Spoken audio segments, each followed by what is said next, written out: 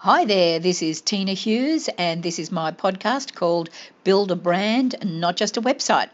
Today is episode 10, and I'd like to talk about redoing your website and things to watch out for. Today, I got a call from Stephen, a guy I know who has been doing some business with me, and we'd been talking about a client who is considering updating their website, and who also needs SEO and content marketing done to boost their position in the search engine results. We've talked about this client website in person, and I was also consulted to offer guidance for a way forward in regard to a website overview and an SEO overview. Now, the client has decided to turn his simple website into a store. So as we talked more today, I pointed out a few things to Stephen, which all website owners need to be aware of, but generally don't have a clue about. And I thought it would be really good to share these with you. Firstly, the client has said they're going to use software to manage all the images for their products they want to sell. There's about 500 images or 500 products, I believe. So this is a good step forward and sounds great. Secondly, the client says they will then create a new website which will work with the image management software. And this too sounds like a good idea, doesn't it? Thirdly, the client believes that once all of this is put in place, it will be time to think about SEO after the store and the website have launched. And that's where all this falls apart. So I asked Stephen, quick question, how will the JPEG names be decided? Another quick question, how will the store and website page links be decided? Which language will be used? Will it be HTML or PHP, etc.? If you currently have .html as a link ending on a website, will the news site use the same ending or a different one, like .php?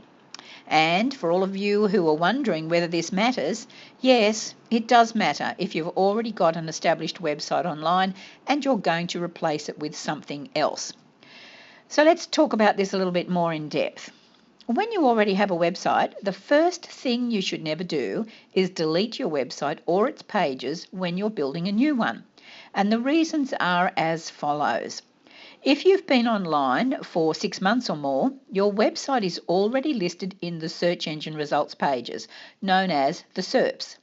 That's uppercase S for Sydney, ERP, S for Sydney. If you delete those pages and don't replace them with pages of the exact same URL or website link, then you quickly lose your position in the search engines. If you build up your position online over a period of years and not months, and then you delete all those connections, which are your pages and blog posts, it's like setting fire to a store in Main Street.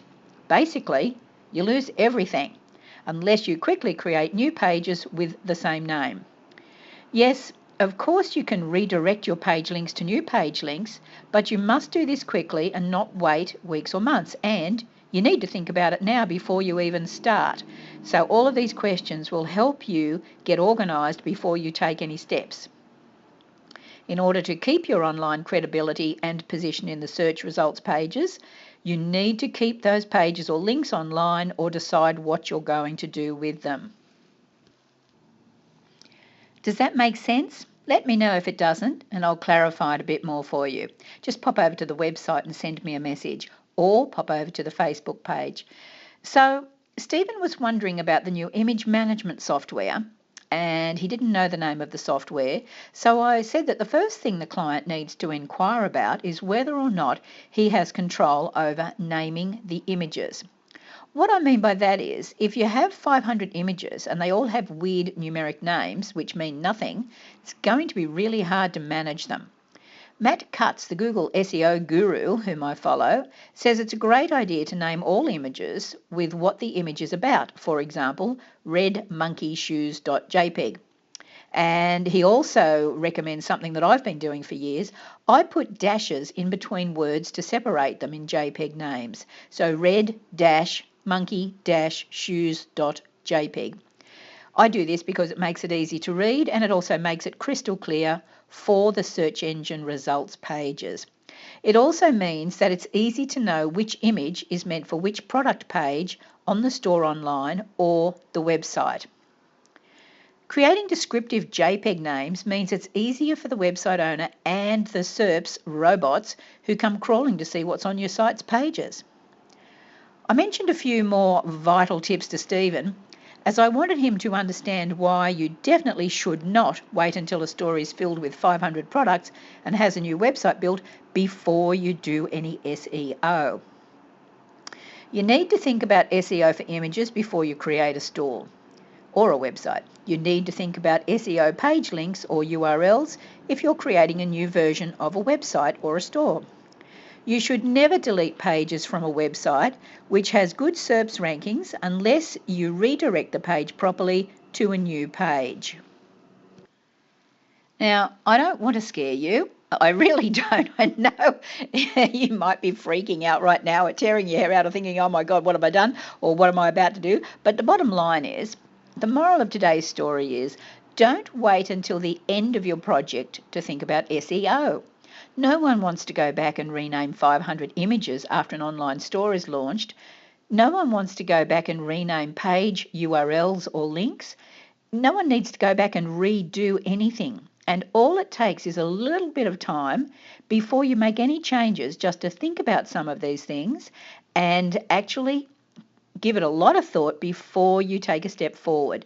And if you have a new website person coming in and they're going to do whiz-bang wonderful things for your site, you need to ask some of these questions before they make any changes. And trust me, I've had several contacts over the last 10 years or so, several clients who have actually decided to let someone rebuild their website, and whether it was a professional or even someone's university student, son or nephew or daughter, whoever it was, and without fail, their website has dropped out of the search engine results without any notice whatsoever. And when they've asked me to investigate, I've discovered it's because all of the pages were deleted and replaced with either a flash website or some other kind of site that really didn't display any pages, and so it did them a whole lot of damage.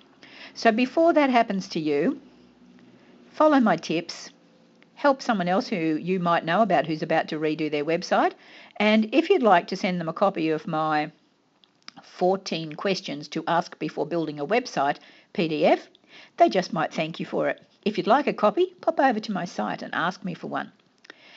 Okay, let's see. What's next? Oh, here we go. I have a great question that came in today from Sigrun, who lives near the North Pole. Yes, it's true. Absolutely. She's been a client of mine for years. Now, Sigrun wrote today, when I update a website page, my husband doesn't see the changes on his computer. What does he need to do? Sigrun, this is a great question. And depending on which browser each person uses on their computer, all they need to do is refresh or reload the cache or look for words similar to that. What this means is that computers hold page data in their memory from every website that you go to, so that when you visit the same web page again, it will load very quickly. If there has been a change, though, it's best to refresh the cache. Now, because he knows that you've updated your website or his website, all he needs to do is refresh or reload so that he sees the new information. I use Firefox on a Mac, so I hold down the Command key and press R for refresh. On a Windows PC, I believe it's Control R on Firefox. To find out how to refresh your browser software for any web page, go through the menu and look for reload or refresh or similar words. If you can't find the keystrokes, do a search for the question, how do I refresh a page in, and then put the name of your software, whether it's Internet Explorer, Google Chrome, Safari, Firefox, whichever one's being used. So do a search for that question and you should quickly find the keystrokes to use to refresh the page. Good luck. Let me know how you get on. That's it for today's podcast. Thanks so much for listening. This has been episode 10 of the Build a Brand, Not Just a Website podcast. And my name is Teena Hughes, and I'd love to hear from you if you have any questions or comments, or you'd like to be featured on my podcast and talk about how you market your own business and share tips with us. When you're ready, pop over to the site BizMarketinginaBox.com, click the contact button, let me know what you'd like, and I'll get back to you as quick as a flash.